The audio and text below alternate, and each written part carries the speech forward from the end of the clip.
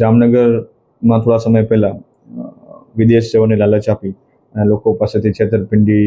અને વિશ્વાસઘાત કરવાનો બનાવો સામે આવેલા હતા, જેને અનુસંધાને Jamnagar city C division police સ્ટેશનમાં અલગ અલગ ફરિયાદો દાખલ કરવામાં આવેલી હતી, જેને અનુસંધાને પીઆઈ તેમજ પીએસઆઈ કે.એચ. ચાવડા અને તેમજ સર્વેલન્સ સ્ટાફના ટીમ દ્વારા ઇન્વેસ્ટિગેશન કરવામાં આવેલું હતું. જેના આધારે જે મુખ્ય આરોપી જેનું નામ છે રાજેન્દ્ર મુળુભાઈ રાજગોર, તેની ગઈકાલે રાજકોટ ખાતેથી ધરપકડ કરવામાં આવેલી છે અને તેની પાસેથી કુલ 25 જેટલા અલગ અલગ પાસપોર્ટ અને 4 અલગ મોબાઈલ હાલ મળી આવેલા છે. તેમજ અન્ય આ પ્રકારનું કોઈ સાહિત્ય કે અન્ય કોઈ આ પ્રકારનું એની પાસેથી મટીરિયલ મળી આવે છે કે કેમ તે બાબતની તપાસ હાલ ચાલુમાં છે અને બીજા કોઈ ભોગ બનનારો અન્ય આની પાસેથી કેટલા હતા તે તમામના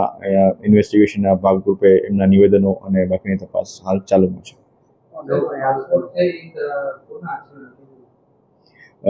આમની જે મોડસ ઓપરેન્ડી હતી એ રીતે હતી કે જે લોકો વિદેશ જવા ઈચ્છુક હોય અથવા કોઈ કામના બહાને કે કોઈ અન્ય કારણોસર વિદેશ જવા ઈચ્છુક હોય તેમની પાસેથી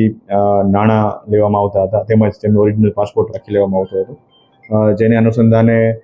જે કોઈ પણ લોકો આમને ત્યાં એપ્લાય કરતા હતા વિદેશ જવા માટે અથવા તો કોઈ એવી એપ્લિકેશન આપતા હતા તો તેઓના પાસપોર્ટ જમા રાખી લેતા હતા ઓરિજિનલ, અને ત્યારબાદ તેમની પાસેથી નાણાં લઈ અને એમને કોઈ ખરેખર કોઈને